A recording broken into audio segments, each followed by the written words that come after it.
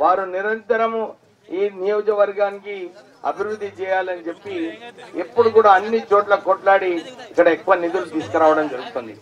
నాకు మంచిగా గుర్తుంది, మా నాన్నగారు వెంకటస్వామి గారు ప్రాణహితాల చేవెల తీసుకొచ్చినప్పుడు కేవలం కరీంనగర్ ఆదిలాబాద్ ప్రాంతానికి చెందిన రైతులకు ఉపయోగపడేలాగా ఆ ప్రాజెక్ట్ తీసుకురావడం జరిగింది.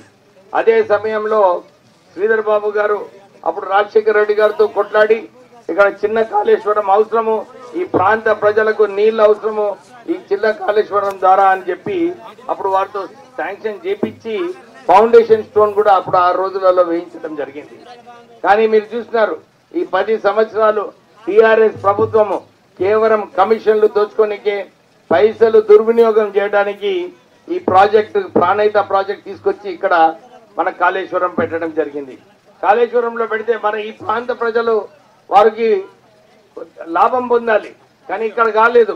కేవలం ఆయన ఫామ్ హౌస్ కి నీళ్లు పోయేలాగా ఆయన పైప్ లైన్లు వేసుకోవడము, ఈ ప్రాజెక్ట్ ని 1,00,00,000 కోట్ల రూపాయలు దుర్వినియోగం చేయడం జరిగింది. మీరందరూ చూస్తున్నారు టిఆర్ఎస్ కేసీఆర్ ప్రభుత్వంలో మిషన్ భగీరథి అని చెప్పి మనందరికి ఇంటింటికి నీళ్లు ఇస్తానని చెప్పి ఆయన వాగ్దానాలు చేసినాడు. ఇచ్చినాడా ఎక్కడన్నా నీళ్లు? ఎక్కడ కూడా ఇవ్వలేదు.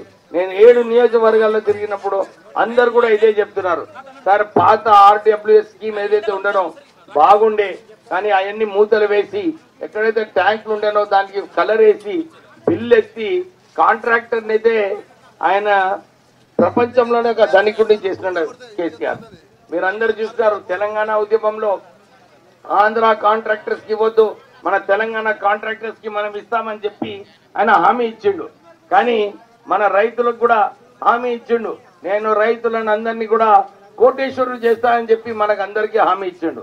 కానీ ఆయన ప్రభుత్వంలో వచ్చిన తర్వాత ఆంధ్ర కాంట్రాక్టర్లను అయితే ప్రపంచంలోనే ధనికుడు చేసిండు ఆయన. ఆ పైసలు ఎవరి? అవన్నీ కూడా మన ప్రజల పైసలు. మీరు చూస్తున్నారు మొన్న లంచం కోసము ఏదైతే ఎలక్ట్రల్ బాండ్స్ అంటారో, అంటే ఇది కేవలము కాంట్రాక్టర్లకు పని ఇస్తే లంచం తీసుకునే బాండ్స్ అన్నమాట. టిఆర్ఎస్ ప్రభుత్వంకి 500 కోట్ల రూపాయలు వచ్చినాయి అంటే అవన్నీ పైసలు మన పైసలు. మీరందరూ గమనించాలి. అప్పుడు కూడా కేసీఆర్ గారు ఆయన ఢిల్లీకి పోతానని చెప్పి 1000 కోట్ల రూపాయలు అడ్వర్టైజ్మెంట్స్ ఇచ్చిండు. తెలంగాణ ఉద్యమంలో పాల్గొన్న మా సంస్థ V6 కి ₹1 కూడా ఇవ్వలేదు. 150 కోట్ల రూపాయలు రావాలి మాకు హక్కుగా, మన తెలంగాణ పేపరు తెలంగాణ ఛానల్. కానీ కేవలం ఆయన సొంత ఇంటికి లాభాల కోసము ఆయన పనిచేయడం జరిగింది. మీరందరూ కూడా ఒక మంచి గుణపాఠం నేర్పించింది ఆయనకు. మీరు ఏదైతే తెలంగాణ బడ్జెట్ 60,000 కోట్ల రూపాయలు మిగులు బడ్జెట్ ఉండేనో దాని 7 లక్షల కోట్ల రూపాయలు అవినీతి చేసి మన అప్పులు ఈ తెలంగాణ రాష్ట్రానికి తీసుకొచ్చిన ఘనత కేసీఆర్ గారిది.